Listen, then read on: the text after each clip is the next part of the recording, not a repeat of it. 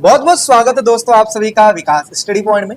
दोस्तों इस वीडियो में हम बात करने वाले हैं क्लास 12 का पॉलिटिकल साइंस चैप्टर नंबर 6 जिसका नाम है पर्यावरण और प्राकृतिक संसाधन। तो चलिए करते हैं चैप्टर की शुरुआत। उससे पहले मैं आपको बता दूं जिन बच्चों को नोट चाहिए वो विकास स्टडी पॉइंट का एप्लीकेशन डाउनलोड कर सकते हैं प्ले स्टोर से।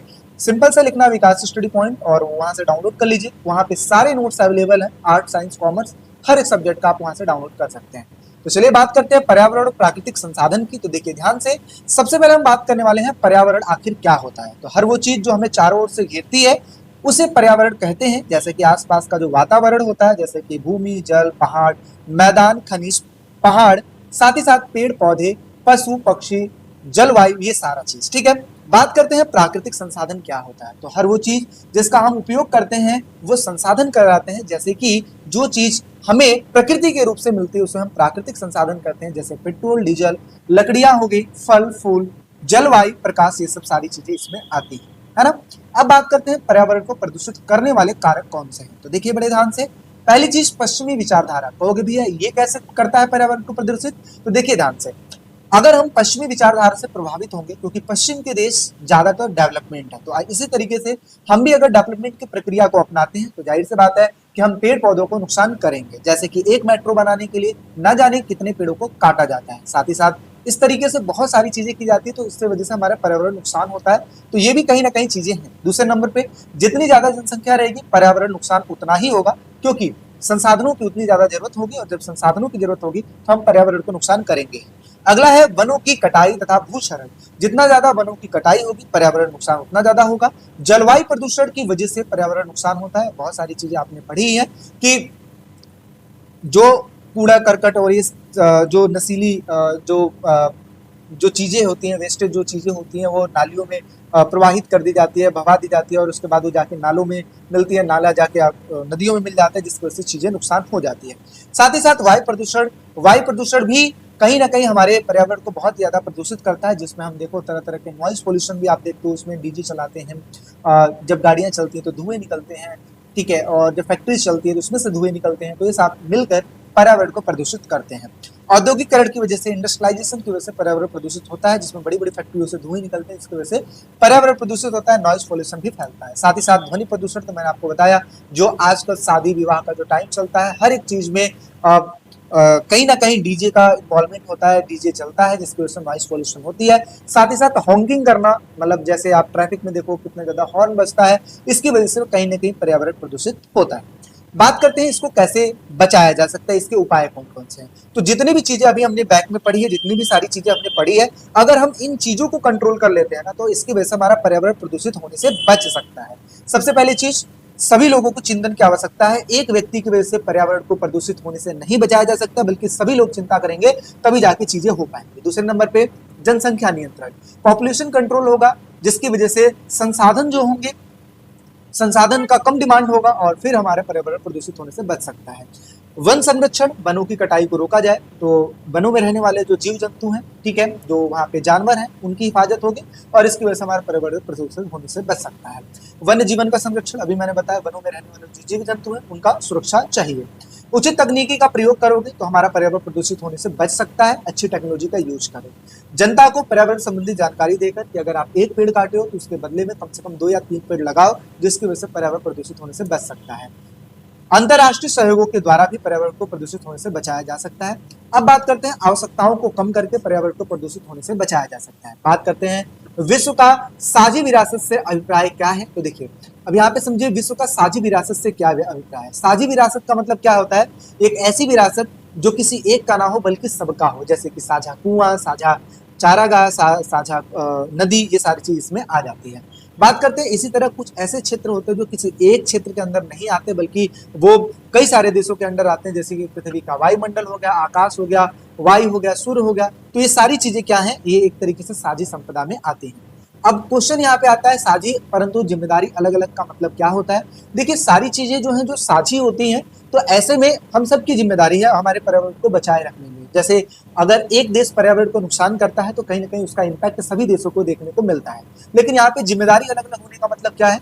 वो ये है कि अगर जो देश ज्यादातर पर्यावरण को नुकसान किया है उसकी जिम्मेदारी ज्यादा बनती है पर्यावरण को बचाए रखने में। जो देश कम या फिर किया ही नहीं है पर्यावरण को नुकसान, उसकी कम जिम्मेदारी बचती है पर्यावरण को बचाए रखने में। इसी को कहा जाता है साझी परंतु जिम्मेदारी अलग है। विश्व का पर्यावरण तेजी से खराब हो रहा है, जिसको ध्यान में रखते हुए सभी देश ने सोचा पर्यावरण को कम से कम नुकसान पहुंचाना है। इसलिए कहा जाता है कि पर्यावरण संरक्षण में प्रत्येक देश की जो जिम्मेदारी है वो होनी चाहिए, किसी की कम और किसी की ज्यादा। परंतु उत्तरी और दक्षिणी गोलार्ध के देशों में पर्यावरण संरक्षण से संबंधित विचारों में मतभेद है। क्यों मतभेद है? क्योंकि उत्तरी गोलार्ध के विकसित देशों का तर्क यह है कि विश्व के सभी देश समान रूप से पर्यावरण को बचाए रखें, परंतु यहाँ पे दक्षिणी गोलार्ध ये कहते हैं, जो कि विकासशील देश हैं, उनका मानना यह है कि अगर हमने पर्यावरण को कम नुकसान पहुंचाया है तो हमारी जिम्मेदारी कम बनती है, लेकिन जिन्होंने पर्यावरण को अधिक नुकसान पहुंचाया है उनकी जिम्मेदारी ज्यादा होती है पर्यावरण को बचाए रखने में। सन 1992 में पृथ्वी सम्मेलन में इस तर्क को मान लिया गया था और प्रत्येक देश अपनी क्षमता पर्यावरण को नुकसान पहुंचाने के अनुपात में अपनी भागीदारी पर सभी साझी परंतु अलग अलग जिम्मेदारी निभाएंगे, इस बात को रखा गया था। जो ज्यादा पर्यावरण को नुकसान पहुंचाया उसकी जिम्मेदारी ज्यादा है, जिसने कम पहुंचाया उसकी जिम्मेदारी थोड़ी कम है। बात करते हैं 1990 के दशक में वैश्विक पर्यावरण की सुरक्षा से कौन कौन से जुड़े मुद्दे थे। मोस्ट इंपॉर्टेंट क्वेश्चन है। तो पहला है, पर्यावरण खराब होने से कृषि योग्य जो भूमि है धीरे धीरे कम हो रही थी। जलाशयों में बड़ी तेजी से जल घटता जा रहा है। देखिए, कहा जाता है कि पृथ्वी पे 70% पानी है, लेकिन इसके बावजूद भी पानी की कमी कैसे हो रही है? जो पीने युक्त पानी है उसकी संख्या, उसकी जो मात्रा है वो कम है, लेकिन वैसे जो पानी है जिसको आपको फिल्टर बहुत ज्यादा करना पड़ेगा उसकी संख्या ज्यादा है। ठीक है, उसकी मात्रा ज्यादा है। बात करते हैं मत्स्य उत्पादन में कमी क्यों हो रहा है? क्योंकि जितना ज्यादा जलवायु प्रदूषण होगा, जितना ज्यादा जल प्रदूषित होगा, उससे ज्यादा उसके इम्पैक्ट किस पे जाएंगे? कहीं ना कहीं मछली उत्पादन में जाएंगे। साथ ही साथ विकासशील देशों की लगभग 1 अरब 20 करोड़ की जो जनता है, पीने के लिए साफ पानी उपलब्ध नहीं है। साफ सफाई के अभाव में लगभग 30 लाख बच्चे प्रतिदिन मारे जाते हैं। वनों की कटाई से जैव विविधता की हानि हो रही है। साथ ही साथ ओजोन परत के नुकसान से पारिस्थितिकी तंत्र और मनुष्य के स्वास्थ्य पर भी इसका बुरा असर देखने को पड़ता है। ठीक है, जैसे कि गर्मी के समय में हम जितना ज्यादा एसी का यूज करेंगे, जितना ज्यादा हम फ्रिज का यूज करेंगे, ओजोन लेयर का जो गैस है वो धीरे धीरे कम हो रहा है, उसकी वजह से हीट पृथ्वी पर ज्यादा आ रही है। अब बात करते हैं ऐसे कौन कौन से सम्मेलन किए गए हैं जिसकी वजह से पर्यावरण को बचाए गए हैं। तो सबसे पहला चीज, पर्यावरण संरक्षण से संबंधित सबसे पहला और महत्वपूर्ण सम्मेलन जून 1972 में स्वीडन की राजधानी स्टॉकहोम में आयोजित किया गया था। इस आयोजन का मुख्य जो वो था तत्वाधान था वो संयुक्त राष्ट्र संघ के देखरेख में किया गया था। ठीक है, साथ ही साथ इस सम्मेलन में मुख्य सिफारिशें रखी गई थी। कुछ महत्वपूर्ण सिफारिशें हैं। सबसे पहला है मानवीय पर्यावरण पर घोषणा। ये बात कही गई थी कि मानव का पर्यावरण है तो जाहिर सी बात है मानव ही इस पर्यावरण को बचाए रख सकते हैं। इसके ऊपर कुछ बात रखी गई थी। विश्व पर्यावरण दिवस पर प्रस्ताव रखा गया था कि हमें कहीं ना कहीं विश्व पर्यावरण दिवस मनाना चाहिए और कहीं ना कहीं हमारे पर्यावरण को मेंटेन हमें करके रखना चाहिए। कमेंट सेक्शन में आप जरूर बताएं कि विश्व पर्यावरण दिवस कब मनाया जाता है। परमाणु शस्त्र परीक्षणों पर प्रस्ताव कि भाई परमाणु शस्त्र परीक्षण आप जितना ज्यादा करते हो पर्यावरण को नुकसान उतना ज्यादा होता है, तो इसी वजह से परमाणु शस्त्रों को कम से कम परीक्षण किया जाना चाहिए। दूसरे पर्यावरण सम्मेलन से किए जाने वाले प्रस्ताव, मतलब दूसरे पर्यावरण सम्मेलन अगर आगे इस तरीके से जो सम्मेलन है नेक्स्ट होता रहे, इसके लिए भी एक प्रस्ताव लाया गया कि आने वाले समय में इस तरीके से सम्मेलन और भी किए जाएंगे। अब बात करते हैं पृथ्वी सम्मेलन, one of the most important question. ठीक है, पृथ्वी सम्मेलन की बात करें, स्टॉकहोम सम्मेलन के पश्चात पर्यावरण से संबंधित सबसे महत्वपूर्ण सम्मेलन सन 1992 में ब्राजील की राजधानी रियो डी जनेरियो में हुआ था। इस सम्मेलन में 170 देश शामिल थे, हजारों स्वयंसेवी संगठन शामिल थे, अनेक बहुराष्ट्रीय कंपनी इसमें इस पे हिस्सा लिया था। साथ ही साथ इस सम्मेलन का आयोजन किसके तत्वाधान में किया गया था? संयुक्त राष्ट्र संघ के तत्वाधान में किया गया था। इस सम्मेलन का मुख्य विषय पर्यावरण एवं संतुलित विकास था कि जो भी हमें विकास करना है फ्यूचर में वो कहीं ना कहीं संतुलित होना चाहिए और कहीं ना कहीं पर्यावरण को ध्यान में रखकर हमें करना चाहिए। पृथ्वी सम्मेलन में की गई जो घोषणा है इसको एजेंडा 21 के नाम से जाना जाता है। बात करते हैं इस सम्मेलन में स्टॉकहोम के उपबंधों को भी स्वीकार किया गया था कि आखिर किस तरीके से हमें स्टॉकहोम की चीजों को जो पिछला किया गया था 1972 में उसको मेंटेन करके हमें रखना है। ठीक है, पृथ्वी सम्मेलन में पर्यावरण संरक्षण से संबंधित कुल 27 सिद्धांतों पर ध्यान दिया गया था। बात करते हैं क्योटो प्रोटोकॉल की। आगे चलते जो तीसरा सम्मेलन किया गया इसको क्योटो प्रोटोकॉल के नाम से जाना जाता है। इसमें क्या बात रखी गई थी? 1997 में पर्यावरण संरक्षण से संबंधित एक दूसरी बैठक क्योटो यानी कि जापान में किया गया था। इसमें लमसम 150 देशों ने भाग लिया था। बैठक के अंत में क्योटो प्रोटोकॉल की गई थी जिसके अंतर्गत यह व्यवस्था की गई थी कि सूचीबद्ध औद्योगिक देश 2008 से 2012 तक 1990 के स्तर से 5.2% अपने सामूहिक उत्सर्जन में कमी करती है। मतलब कुल मिला के ये बात कहा गया था कि देखिए 2008 से लेकर 2012 के बीच यानी कि 4 साल में जो हम चीजों का प्रोडक्शन करते थे 1990 में, उसमें हम 5.2% की कटौती कर देंगे, मतलब घटा देंगे। तो इससे हम ये तो नहीं कह सकते कि पर्यावरण बिल्कुल ही सुरक्षित हो जाएगा, लेकिन कहीं ना कहीं पर्यावरण जो नुकसान हो रहा था उसमें कमी आ जाएगी। आगे पर्यावरण संरक्षण के लिए स्वच्छ विकास संयंत्रों की बात की गई है, यानी कि क्लीन डेवलपमेंट मैकेनिज्म की बात की गई है, जो कि लागू करने की बात की गई है, ठीक है, ताकि पर्यावरण को सुरक्षित रखा जा सके। आगे अब बात करते हैं बाली सम्मेलन। बहुत कम पूछा जाता है, लेकिन फिर भी क्वेश्चन इस तरीके से आ गया कि कोई 5 सम्मेलन बताएं, तो उसमें आप इसको लिख सकते हैं। तो देखिए बाली सम्मेलन 2007 में किया गया था, दिसंबर 2007 में इंडोनेशिया के शहर बाली में किया गया था, पर्यावरण संरक्षण से संबंधित, ठीक है। इस सम्मेलन में पर्यावरण को बचाए रखने के लिए क्योटो प्रोटोकॉल को लागू करने और अन्य साधनों पर विचार किया गया था, ठीक है। अब बात करते हैं डरबन सम्मेलन की। तो देखिए डरबन सम्मेलन जो है 2011 में दिसंबर में डरबन में इस चीज को किया गया था। विश्व सम्मेलन में देशों ने भाग लिया था और वार्ता में यानी कि बातचीत में बात रखी गई कि 2015 के एक समझौते की रूपरेखा तैयार कर दी गई थी, जिसके अंतर्गत ये बात रखा गया था कि भारी मात्रा में कार्बन उत्सर्जन में कटौती की जाएगी और इसके लिए पहली बार कानूनी बनाया गया था और ये बाध्य कर दिया गया था कि भाई देखो कार्बन उत्सर्जन में कटौती की जाएगी। आगे बात कर लेते हैं पर्यावरण के मसले पर भारत का पक्ष क्या है। तो देखिए सबसे पहले चीज, सन 2002 में भारत द्वारा क्योटो प्रोटोकॉल 1997 पर हस्ताक्षर किए गए थे। चीन, भारत तथा अन्य विकासशील देशों को क्योटो प्रोटोकॉल की व्यवस्थाओं से छूट दी गई थी, क्योंकि औद्योगिक रूप से ग्रीन हाउस जैसे गैसों का उत्सर्जन करने के मामले में कुछ विशेष योगदान नहीं है। यानी कि कहा जाए तो पर्यावरण नुकसान में भारत तथा चीन का उतना ज्यादा योगदान नहीं है, इस वजह से इनको छूट दी गई थी। लेकिन कुछ आलोचकों का मानना है कि विकासशील देश समेत भारत तथा चीन भी शीघ्र ही ग्रीन हाउस के गैसों के मामले में विकसित देशों जैसा सामने आएंगे। जैसे जैसे कहीं ना कहीं विकास करेंगे, जाहिर सी बात है कुछ न कुछ पर्यावरण को नुकसान तो करेंगे करके।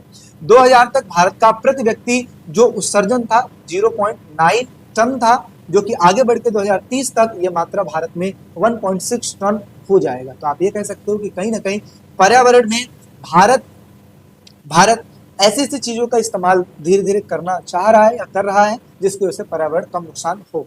आगे बात करें, भारत ने पर्यावरण की समस्याओं को देखते हुए विभिन्न सुधार किए हैं। जैसे क्या क्या सुधार? सबसे पहले भारत ने अपनी नेशन ऑटो फ्यूल पॉलिसी के तहत वाहनों के लिए स्वच्छतर ईंधन की जरूरी कर दिया है। जैसे सीएनजी आप देख सकते हो कि पेट्रोल की तुलना में सीएनजी जो कि साफ सुथरा अच्छा भी चीज है और इसके साथ साथ कम रेट में भी मिल जाता है, जिसकी वजह से पर्यावरण कम नुकसान होता है। दूसरा, ऊर्जा संरक्षण अधिनियम 2001 में इस चीज को किया गया था। तीसरा, 2003 में बिजली अधिनियम को बढ़ावा दिया गया था। हाल ही में प्राकृतिक गैस के आयात तथा स्वच्छ कोयले के उपयोग पर आधारित प्रौद्योगिकी को अपनाने की ओर अग्रसर किया गया था। भारत बायोडीजल से संबंधित एक राष्ट्रीय मिशन चलाने के लिए तैयार है। सीएनजी का उपयोग, स्पीड ऑयल का उपयोग तथा तरह तरह के पर्यावरण से संबंधित फैसले लिए जा रहे हैं। जैसे स्पीड ऑयल वगैरह आप देखते हो कि पेट्रोल के सब्स्टिट्यूट में उस चीज को यूज किया जाता है, हालांकि थोड़ा सा महंगा होता है लेकिन फिर भी अच्छा होता है। आगे बात करते हैं, स्वच्छ भारत अभियान जैसे कार्यक्रम भी चलाए गए। इसके अलावा विश्व स्तर पर जितने भी पर्यावरण से संबंधित सम्मेलन हुए हैं उसमें भारत ने बढ़ चढ़कर हिस्सा लिया है। अब बात कर लेते हैं पर्यावरण आंदोलन की। तो जिसमें देखिए ऐसे लोग जो कि पर्यावरण के प्रति सचेत तथा जागरूक हैं, जो पर्यावरण को प्रदूषित होने से बचाना चाहते हैं, वो समय समय पर पर्यावरण से संबंधित कई सारे आंदोलन किए हैं। जैसे पहला आंदोलन, ऐसे आंदोलन राष्ट्रीय और अंतर्राष्ट्रीय दोनों स्तर पर चलाए गए हैं। आज पूरे विश्व में पर्यावरण आंदोलन महत्वपूर्ण आंदोलनों में से एक है। यह आंदोलन अलग अलग देशों में अलग अलग मुद्दों पर चलाया जाता है। वनों की कटाई के लिए कहाँ पे? भारत और इंडोनेशिया में। ये 2 नंबर के क्वेश्चन में आता है कि कौन कौन सी जगह पे किन किन मसलों पर आंदोलन चलाए जाते हैं। तो इस तरीके से आप लिख सकते हो कि वनों की कटाई के खिलाफ भारत तथा इंडोनेशिया में चलाया जाता है, खनन के खिलाफ दक्षिणी गोलार्ध में चलाया जाता है, बांध के खिलाफ ऑस्ट्रेलिया तथा भारत में चलाया जाता है। अब बात कर लेते हैं संसाधनों की भू राजनीति क्या है। देखिए कई बार ऐसा होता है ना, संसाधनों को लेकर कई बार राजनीति भी खेली जाती है। आपने देखा होगा कि अमेरिका ने इराक पर आक्रमण किया 2003 में। उसका मेन मंसूबा यह था कि वहां के जो पेट्रोलियम है, वहां के जो कुएं हैं, उस पर कब्जा किया जा सके। तो कहीं ना कहीं संसाधनों को लेकर भू राजनीति चलती है। इस संसार में विभिन्न जगहों पर विभिन्न प्रकार के संसाधन है। इस संसाधनों को लेकर झगड़े अतीत यानी कि पुराने समय से ही चलते आ रहे हैं। किसी देश के पास खनिज संसाधन तो है, लेकिन किसी देश के पास तेल संसाधन भी है। यानी कि कहा जाए सबके पास अलग अलग संसाधन है। अमेरिका ने भी इराक पर ऑपरेशन इराकी फ्रीडम चलाया था, जिसका मकसद था वहां के तेल भंडार पर कब्जा करना।